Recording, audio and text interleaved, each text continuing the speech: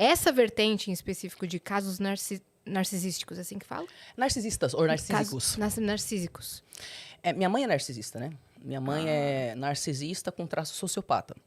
Então, ela casou com um americano e a gente... Você é nascida aqui Eu nasci em Manaus. Isso, exatamente. Aí eu morei em Manaus, depois eu morei no Rio de Janeiro, Itajubá, Rio de Janeiro, antes de ir para os Estados Unidos. Aí a gente foi para Califórnia. E você é filha única? Não, eu tenho 2 irmãs. Eu tenho vários irmãos, né, por parte de pai. Pai foi fazendo filho por aí. Tem vários filhos, nem conheci com os filhos. Mas assim, é que... Se tiverem todos assistindo, já batemos recorde de... Não é? De views aqui. Deixa o like, você que é irmão da Karen. Todos 1000. Coitado do meu pai. Mas... Brincadeira, hein? Duas que cresceram comigo, né? 2 irmãs mais velhas que foram para os Estados Unidos comigo. Então, são 6, 7, 8 anos de idade quando a gente foi. A escadinha assim. Então, assim, quando eu era criança e eu ainda morava no Brasil, eu sempre percebi que tinha um negócio diferente com a minha mãe, desde criança. Só pra você ter noção. Que uma criança é capaz de perceber que tem um negócio diferente. Não sabe explicar o que, ela não sabe o que é e ela sente culpa. E ela vai se responsabilizar pela felicidade da mãe mesmo assim. Porque é isso que a gente faz. A gente quer agradar a mamãe e papai, ponto final, né? Então, desde criança, eu percebia que minha mãe era diferente. E o engraçado é que eu contava as histórias da minha família desde criança para outras crianças e elas também percebiam que tinha um negócio diferente. Diferente da maioria dos clientes que eu trato, que eles contavam para as pessoas e ninguém conseguia validar. A minha mãe tinha os comportamentos tão estranhos que eu contava para outras pessoas e eles conseguiam validar. Isso, exatamente. Então, assim, eu fiquei nos Estados Unidos até os 15 anos de idade. Aí a gente voltou para o Brasil e a gente voltou para Salvador, na época. Aí já começou... A minha família já começou a desintegrar a partir dos 6 anos de idade, quando a gente foi para os Estados Unidos. Porque aqui no Brasil tinham outros familiares que faziam parte, né? É diferente quando você tem contato com uma pessoa narcisista e quando você tem contato com uma pessoa narcisista e várias pessoas amorosas. É diferente, entendeu? Então, aí, do nada, a gente não tinha nada disso, né? E, então, a gente estava lá nos Estados Unidos e eu comecei a sentir emocionalmente o impacto mais disso tudo a partir dos 6 anos de idade. Porque daí, qualquer tipo de apoio que a gente tinha já era. Mas vocês conseguiam, entre as 3, se apoiar nesse momento, assim? É difícil. Não tinha ninguém com maturidade pra isso, mas eu digo, pelo menos aquele sentimento de pertencimento, assim? É que assim, é muito difícil os filhos de narcisistas conseguirem ter uma relação. Porque eles dividem pra conquistar. Entendi. Então, todo pai e mãe narcisista vai jogar os filhos um contra os outros, né? Inclusive... Tem uma rivalidade isso. ali. Já podem se candidatar pra presidente. Viu? Viu? E tipo assim, então tem dinâmicas específicas, né? Uma criança vai ser escolhida para ser a criança dourada. Geralmente essa é a criança mais manipulável. Seja porque ela faz de boa os abusos que a mãe e o pai quer que ela faça contra os outros irmãos. Não era o meu caso. Ah, tá. Ela é a marionete. Isso. Ou porque ela é muito besta, manipulável. Esse era o meu caso, né? Depois eu entendi que eu tenho diagnóstico de autismo e uma das características é que você não percebe maldade nas pessoas. Você não consegue ler situações sociais. Então, pra mim, tá tudo certo. Sim, mamãe. Sim, mamãe. Você tá certa, tá errada, né? Então, eu era criança dourada até os 12 anos de idade. E a minha irmã, a Eri, ela que ilustra meu perfil, tá? Ela é artista e ela faz todas as ilustrações dos posts, dos meus programas, dos meus livros. É ela que ilustra. Que legal. Ela era o bode expiatório. Então, ela era tratada como merda. Merda. Ela era espancada na frente de todo mundo. Ela era chamada de puta antes de ter beijado pela primeira vez. Meu Deus. Se tivesse um ciclone na China, era culpa da Erendira. Nossa. O que acontecesse e não acontecesse, de algum jeito, a Erendira era culpada. Aí tinha a Dessana, que era invisível. Porque quando você não serve pra nada, você é invisível. E você é tratada como tal. Então, a Dessana passou a adolescência dela invisível, em depressão, não saindo do quarto, se levantando para ir pro cantinho do quarto, fazer as necessidades dela no chão e voltar pra cama, porque ela não queria comer, ou tomar banho, ou sair do quarto. A gente não ia pra escola, era proibido de ir pra escola. Vocês era homeschool? Ah. A gente foi homeschooled uns meses. e depois ficou Largado. largado. Não né? acredito. Aquele período que você chegou aí pra escola, logo que você chegou, foi... Foi Não durou, foi isso? Até os 12 anos de idade. Eu fui pra escola até os 12 anos de idade. Aí depois eu fiz um supletivo, né, com meus 20 e poucos anos de idade. Aí me formei no primeiro grau, no segundo grau e já comecei faculdade naquele mesmo ano. Caramba. E a sua irmã, que era a invisível nessa dinâmica, ela era a do meio ou não? A do meio. A do meio. A do meio. Geralmente é assim, né? A do meio fica um pouco esquecida? Eu não sei se dá pra falar que é a do meio, mas o que eu percebo... Eu já fiz pesquisas informais, né? Porque eu nunca vi pesquisa formal sobre isso. Então, eu adoro fazer enquetes informais entre os meus seguidores. O que a gente percebeu é... A dourada é a mais manipulável, seja porque é narcísica, sociopata ou besta e manipulável, né? Você era manipulável. Eu é era isso? manipulável, né? A que fala os negócios que não é pra falar é a bode. Como assim você ousa mencionar que tem alguma coisa de errada com a dinâmica familiar? Cala a sua boca, né? Então, muitas vezes, o bode expiatório é alguém que enxerga o que está acontecendo e ousa falar, né? Mas, às vezes, o bode também é a mulher num grupo de homens. E impressionante a misoginia entre mães narcisistas. E como elas escolhem a mulher entre um grupo de filhos homens para ser o bode expiatório. Então, assim, voltando para a parte da minha história. Quando a gente voltou pro Brasil, né, eu tinha 15 anos de idade, a gente morou lá em Salvador. Aí, minha irmã tinha que sair de casa, teve uma semana para sair de casa. Sai de casa, mas eu não falo o idioma, a gente acabou de se mudar pro país. Foda-se. A minha outra irmã também saiu de casa forçada, no meio de uma briga de noite. Minha mãe abriu a porta e empurrou ela para fora, sem roupa, sem comida, sem chave, sem calçado. Isso aqui, lá? A gente já tava no Brasil. De volta. Sim. Tá. Sim, então, a minha primeira irmã saiu de casa lá em Salvador, a Dessana, quando a gente estava em Porto Alegre. E aí, tipo, eu fiquei pianinha, né? Que eu vou ficar calada. Porque se minhas duas irmãs tiveram que sair sem estrutura... Essas várias mudanças eram profissionais? É o aspecto instável da sociopatia. Entendeu? Que tá sempre trocando. Tem um estudioso, o Sam Vaknin, aquele que eu falei que é narcisista, que está desenvolvendo um programa. Ele fala assim, para diferenciar entre um psicopata ou um sociopata, que são parecidos, mas não a mesma coisa, tá? E um narcisista, veja a estabilidade da vida. Os psicopatas e sociopatas, eles não têm nenhuma área da vida que é estável. O narcisista, tudo é instável menos uma área. Pode ser tipo um relacionamento, uma religião. No caso da minha mãe, a religião dela. E o resto é tudo instável. Os casamentos, enfim, as casas. Então, é engraçado. A Kátia, essa com quem eu fiz vários... Análise. Isso, exatamente. Ela me mandou um vídeo esses dias do Johnny Depp. Aí perguntaram pra ele assim, nossa, mas você se mudou muito, né? Ele, a gente ia pra lá e pra cá. Até não sei que idade, eu já tinha me mudado 20, 40 vezes. E aí eu tive um flashback do caramba, porque perguntaram, mas por quê? E ele falou a mesma coisa que eu falava, porque eu não sabia responder. Minha mãe gosta de se mudar muito, né?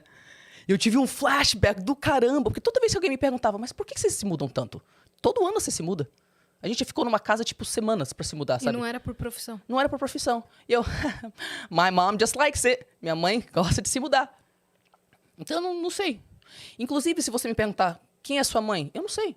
Será que minha mãe sabe quem ela é? Eu não sei. Você não sabe. Eu não sei. Não sei se a minha mãe tá viva, se não tá viva, onde tá, se não tá.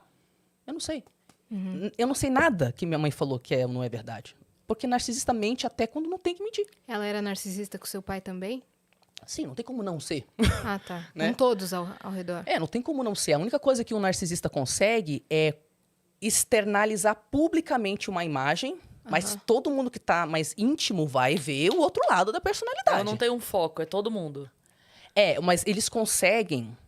Por exemplo, eu sou da igreja. Quando eu tô na igreja, eu sou amorosa. Porque Jesus Cristo. Porque não sei o quê. Aí, assim que eu chego em casa, eu largo a porrada na minha filha, ou eu começo a humilhar meu filho. Então, eles são capazes de ter uma máscara. Moldar. E eles têm, né? Eles têm uma máscara. E você tava falando que ficou pianinho porque viu suas Isso, outras duas irmãs. Eu fiquei Mas você pianinha. ainda era manipulável, então você ficou pianinha. Eu fiquei pianinha porque naquela época, eu comecei a trabalhar com 16 anos, né? E eu pensei, eu vou trabalhar, o foco da minha vida é sair de casa e nunca mais voltar. Sua mãe deixou você trabalhar? Na verdade, minha mãe que falou pra eu trabalhar, que eu achei ótimo. Aham. Porque eu não ia pra escola, mas né, vamos trabalhar então, né? O que eu podia fazer na época era dar aula de inglês. Então eu não falava português direito, eu tava no Brasil há 1 ano, mas eu falava inglês. E ninguém acreditava que eu não tinha terminado o 1º grau, porque eu parecia muito inteligente e tal, né? Então, tipo, eu conseguia trabalhar como professora. Aí eu comecei a trabalhar dando aula de inglês, e aí eu me estruturei durante 5 anos. Eu fiz um curso de comissária de bordo, que brotou na minha vida, assim, caraca, mano, ótimo, é em São Paulo, meu. Tô vazando, hein? Mãe, putz, cara, consegui um emprego lá em São Paulo, mãe. E aí eu me mudei de casa com 21 anos de idade. Eu ainda não sabia o que ela tinha, eu só fui descobrir lá pros 25, depois de um relacionamento tóxico com um narcopata. E aí eu fui pesquisar os sintomas dele, né? E quando eu comecei a pesquisar, aí que eu entendi. Aí, um ano Você e... associou com a sua mãe. Aí eu conversei com as minhas irmãs, falei, gente, isso aconteceu? Porque você não acredita. Quando você vê, pode encaixar em... Porque assim, tem os sintomas lá, né? E a pessoa tem que se encaixar em 5 de 9 sintomas. A minha mãe se encaixa em todos. Meu Deus. Todos. E eu lembro que você nunca quer acreditar. Mesmo que você tenha infindáveis exemplos de cada sintoma, de como ela ou ele se encaixa. Eu imagino que seja bem extenso para explicar cada um. Mas você conseguiria dizer os 9 assim, tipo... Eu vou falar O conceito? Sim, vou falar. Eu não lembro dos 9 agora, mas eu vou falar o conceito, tá? Grandiosidade. O que é aquela... Eu tô sempre certo, você tá sempre errado, tá? E também, a grandiosidade pode acontecer através do vitimismo, tá? Eu sou a pior vítima porque o mundo não reconheceu como eu sou genial, cara. Eu poderia ter sido a melhor não sei o quê, ou o melhor, mas veja como o mundo é tão inferior e desprezível em comparação a mim, que sou tão incrível, né? Então você pode ser grandioso tanto tendo fracassado, que isso aí se culpa o mundo, quanto tendo sucesso. Então, a grandiosidade, tipo, eu tô sempre certo, você tá sempre errado.